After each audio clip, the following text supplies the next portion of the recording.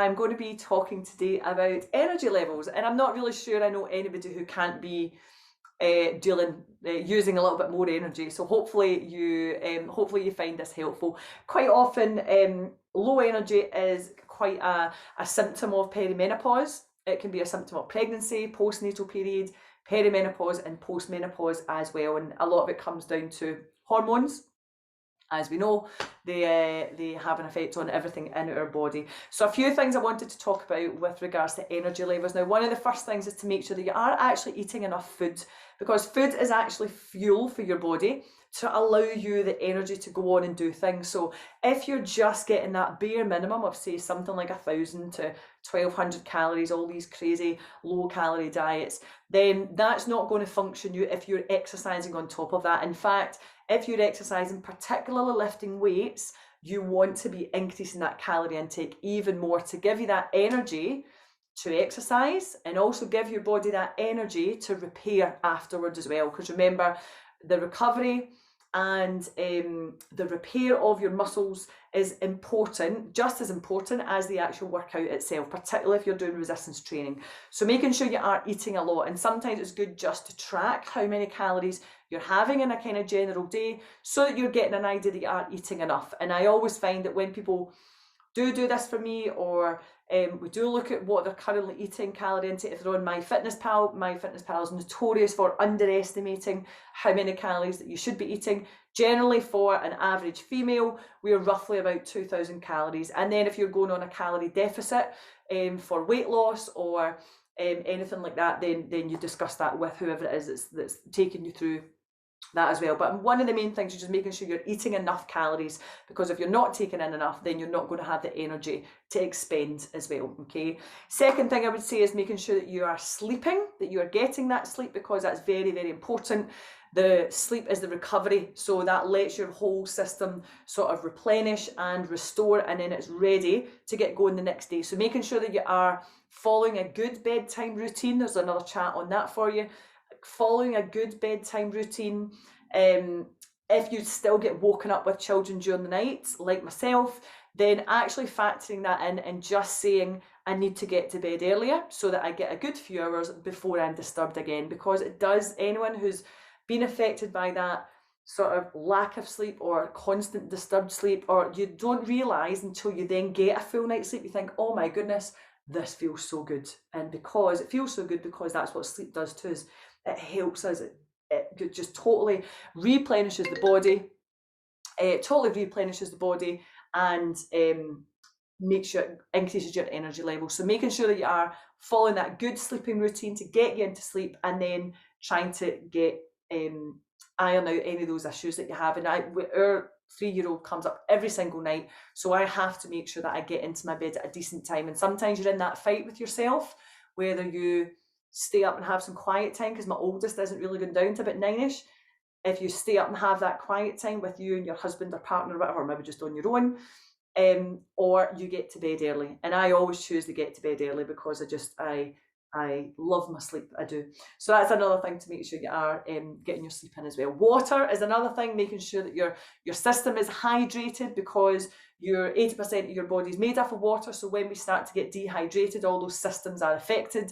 Your digestion, your filtration, detox system, all of these, if you've not got enough water going on in the body, then these are all going to be affected as well. So making sure you are staying hydrated. Vitamin D, again, I've spoke about that previously. There's a full video there on vitamin D. Vitamin D really helps with metabolism, it helps with energy levels and stuff as well. So making sure that you are, if you're in the UK or in a country with winter months, make sure you are supplementing. If you've got minimal daylight or sunlight, make sure you are supplementing in those months with a vitamin D3 and a vitamin K2 supplement. Make sure you're taking them both together. You may also need magnesium along with that as well.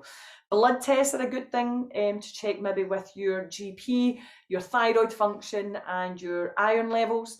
Quite often these levels can come out as normal, because there's a range, a normal range, but if your levels are quite low in that, still within that normal range, but they're quite low on the scale, then it might mean you need that extra help to increase. Now, iron, I don't recommend you take iron tablets unless you have been prescribed by the doctor to take them. And the thyroid function as well. If you have been diagnosed with low thyroid function, then your doctor will obviously give you medication to accommodate that. That can take a bit of time to sort out. They tend to get you on your medication for quite a few weeks before it takes effect, and then maybe tweak it here and there. And you want to get those regular checkups. So if you do have thyroid issues, make sure, or you're already on medication, make sure that you are getting those specific checkups every so often, maybe 6 months, maybe a year, depends on your GP surgery when they do it. So make sure you are still getting that, because in different times of our lives, our thyroid medication might need tweaked and stuff as well. So particularly if you are pregnant as well, make sure in that postnatal period, make sure you are getting those tests done, so that the thyroid medication you're taking is having an effect as well. There is a full video I can do on thyroid, so keep your eye out for that one as well. Your gut health. So if you've got poor digestion, if you're affected by constipation, if you've got that not so much good bacteria going on in the gut due to maybe the type of foods that you eat and stuff as well, then that slows down the whole system as well, because your body's having to deal with all this kind of lingering waste as such, and your food isn't getting digested as well as what it should. So making sure that you are trying to improve your constipation if you're affected by it. So water and movement and fibre, and doing your poos with your feet raised onto like a little step or something will all help.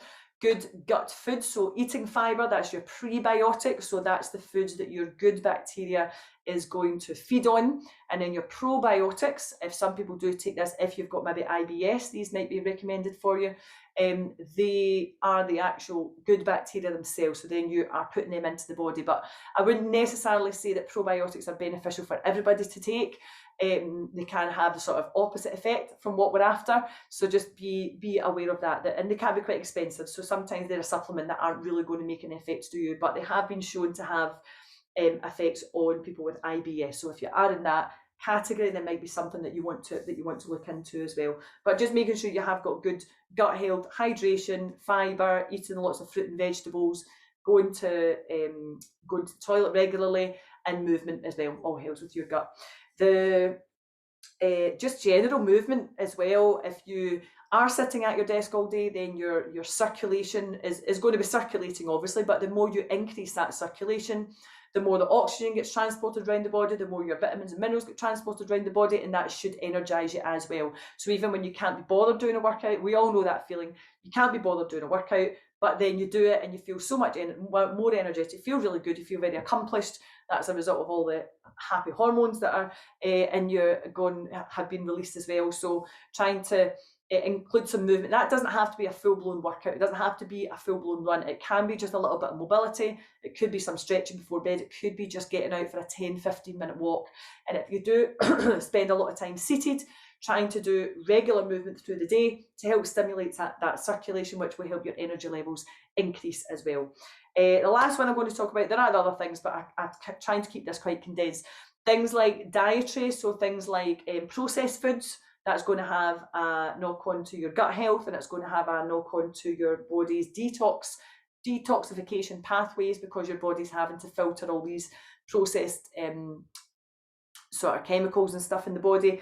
And the simple sugars, if you're eating a lot of simple sugars, the blood's sugar levels increase, and then your insulin levels your insulin is increased as well. And then sometimes we can come up against insulin resistance, which means you've got a lot of circulating blood sugars and the insulin isn't able to remove it from the blood system as well, and that again can cause energy lowering. Also caffeine, if you are a caffeine bunny, try to alternate your drinks with water, so that you're not just having the caffeine. If you're having caffeine for breakfast, please rethink that and have a proper breakfast. I know some of you are guilty of that by your own admission, so make sure you're not just relying on a cup of coffee for your breakfast, because guaranteed then, if you're not fueling at the start of the day, you're going to be craving certain foods, or you're just going to be grabbing things and not being aware of what you're eating throughout the day, because you've not had that staple meal at the start of the day. So you will, by the time 11 o'clock comes, you'll be grumpy, you'll be irritable, you'll be tired, you'll just be wanting to grab the first thing that you see. You go for the cravings of the simple sugar things or the crisps or whatever. So start the day as you mean to go on. Have a good balanced breakfast, which has got protein, it's got carbohydrates, and it's got fats. Make sure you've maybe got a fruit or a veg in there as well, so that it sets you up for the rest of the day. Because think about the whole time you've gone through sleeping, you've fasted, so your body is craving all that food, and that's going to minimise that's probably going to help towards that calorie increase, because the majority of people do eat probably less than what they should, or they eat too much and they don't realise how many calories are actually in things as well. So that's a whole different chat I need to do with the calories. So I hope that was helpful for you. If you've got any questions on energy levels, please don't hesitate to ask.